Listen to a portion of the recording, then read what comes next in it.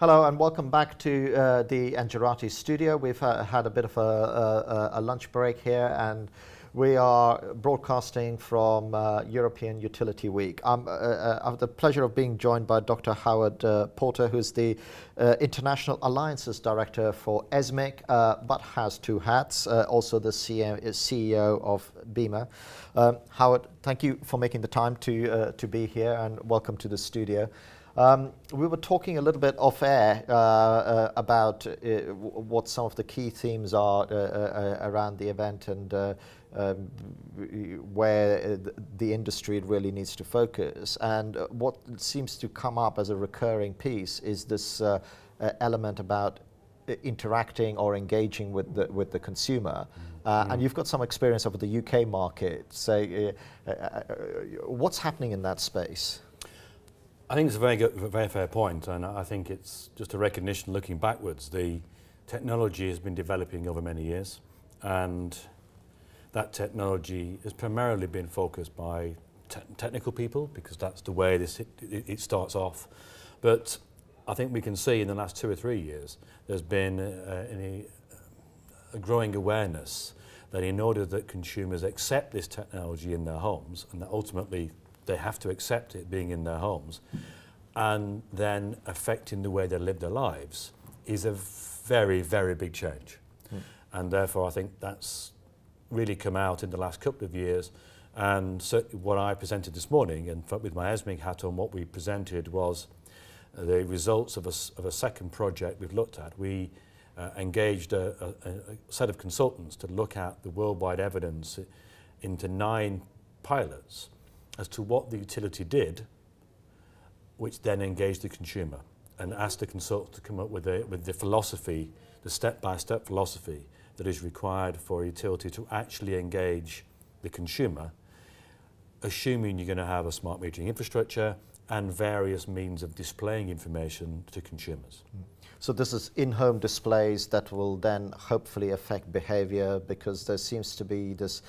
It's not as easy as, hey, we're going to put in a smart meter so people are going to start saving money. It's actually quite it turns from a one-way relationship to quite a participative relationship. So the consumer needs to play their part, otherwise they aren't going to save any money or potentially get more. Yeah, absolutely, absolutely. And I think there was what came out of the study was that the consumer has to be in control, but the utility has to give them the right tools.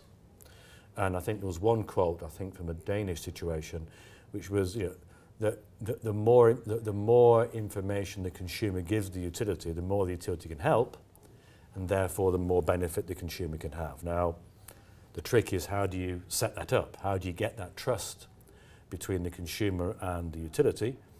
And also a key point is, very often said is, well, the utility is there to get energy, to get money off me for energy. Why suddenly are they giving me an option to reduce my energy use? And that's a very fair point. But all around Europe, there are different methodologies where governments are encouraging utilities to act in this way because of big macro energy issues, but also the rising cost of energy. So I think the real trick is using the tools like in-home displays, not only those, but also innovative billing, web-based information. And I think we're seeing out there in the hall lots of, you can see the consumer interface equipment, shall we say, 3 years ago was pretty basic. It's the new product. That's been evolved and changed, and we now see some much more soft, integrated web structures using technology as the backbone, and I was in one particular stand where a UK company had actually got in a design company to really look at the UI and how the display. To look at, but this was on the web, on the website, to make it a very interactive, very user-friendly looking web interface. That, even to the level of not using graphs with bars on, but making them soft. Right. That level of detail, which is kind of inherent in some other. And if you look at that from an engineering perspective, it's not accurate. Yes. It doesn't show you the detail. Yes. How can I possibly meter somebody on that basis? And it's really taking that basic and softening it and making it appropriate. And they were telling me that they were told what colours to use for some of the kit. A bit of a purple equipment to go on a meter. This is completely different to the traditional way. And that's a very good example of taking the good technical information, technical design nous of getting the kit to work, and that has to work in a million different ways, but then how do you present that to a consumer? And we probably see out there, people are beginning to think about that aspect.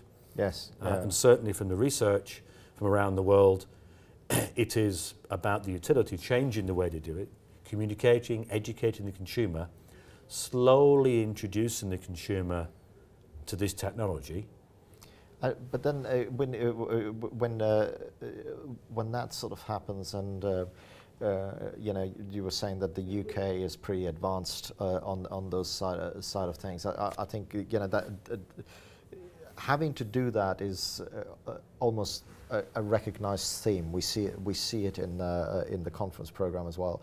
But what are some of the learnings from the UK market that people can take on board? Because there must be some really obvious stuff that theoretically sounds like the right thing to do, but practically doesn't work. I think we have to understand in this area that the UK energy model is very different to the majority of continental Europe. It's a retail-led market, and it has been for many years, for 15 years or so. So within that area, there are some big German utilities with big companies in the UK, but they're energy retailers. And I think you find the UK arm of people like E.ON and npower have real people whose job is to talk to consumers. They are marketing function, effectively. They're employed to think about consumers, whereas perhaps in the host company in Germany have that function, but less so, because there's less of a focus on that consumer side of things. So, on a big macro, how do you run a network? How do you industry level? More and more retail-led focus inevitably leads those companies to think about the consumer more. So that's something that I don't think we can change, but that's a macro thing about how energy markets work. Yeah. But nevertheless, the philosophy in the UK is to use IHDs and make them mandatory or virtually mandatory. Now that stimulates an awful lot of innovation. I know at least 10 companies in the UK that are part of my membership in the UK who are innovators, entrepreneurs, who maybe haven't made any money yet because it's new, entrepreneurial, getting money after markets to develop new technologies. And what are the sort of technologies that are being developed that where people are innovating on the edge? I think it's a little bit like I mentioned earlier on, but looking really into how you integrate the in-home display with perhaps other displays in the house. There's some companies trying to integrate it with smart thermostats.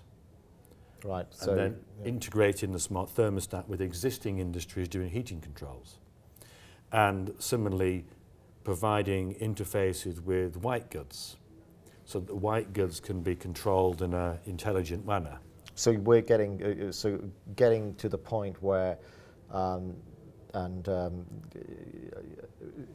we've done some research in this area as well. We kind of find that there is a bit of a gap between connecting the smart grid and the meter effectively through the home, so that me as a consumer, I could probably turn around and say, my washing machine is costing me £9 a day, or whatever. Yeah. Is that where the key innovation is happening? I think so, and I think it is very much driven by also the UK government's view that they have a strong focus on the consumer, and making the consumer that have the decision making. Now that might be that it is about highlighting the energy used by an electrical appliance, the energy used by a boiler, the energy used by hot water equipment. And I think the I suppose that the innovations that are coming are really providing different ways and more user-friendly ways to get that information in order that the consumer can make some real decisions on, you know, when I go along to the electrical shop and I'm thinking about new lighting, I know how much I'm spending on lighting. And the cause and effect of buying a particular therefore, things. If there is an LED-based solution, which are now coming onto the market in many different designs, that maybe cost more money, but I know actually I might say, tell you what, I'll go for the LED version.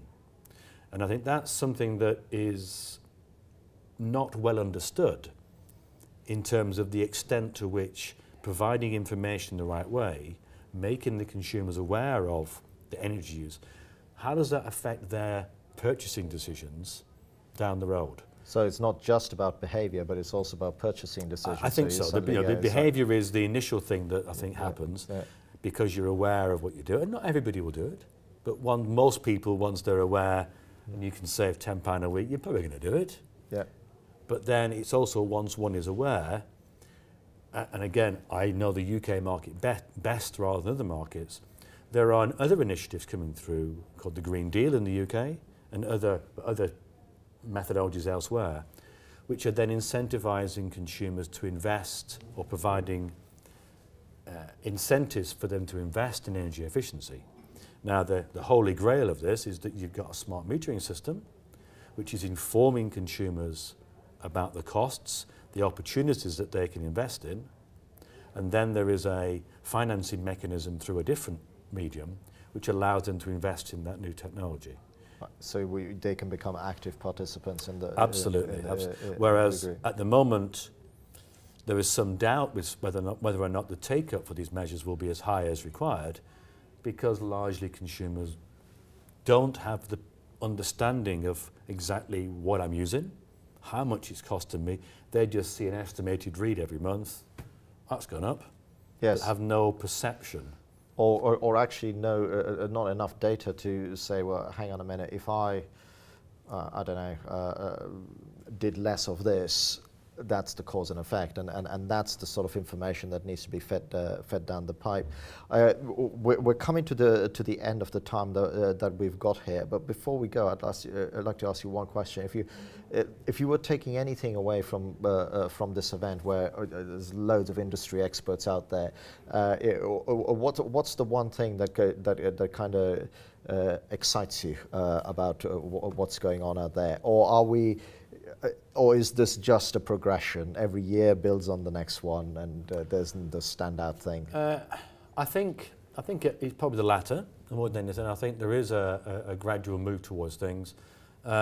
I think, actually the event this year had the smart grid aspect and the smart housing aspect, and I think that shows the support of how that is integrating together. So I think that's the positive side, that there is a beginning to think about the bigger picture, about how these things are integrated together. I would still like to see in future years, given we've discussed consumers here, there to be a much more maybe focused area, maybe linking together the actual consumer elements, and perhaps even inviting, and it's a different model, consumer reps into the program, into the event, to have that fuller interaction between consumer reps and NGOs with the metering community under an umbrella. So I think there's step by step, widening the scope is good, but perhaps thinking about how we really engage those consumers from an industry perspective in future years. Which would be a great thing to have happen here, and maybe next year I'm doing an interview with a consumer group. Well, I think that'll be really good, yes. Particularly if they agree with what we're saying. Absolutely. Listen, Howard, thank you very much for your time. That's all we've got time for, and thank you for watching this interview.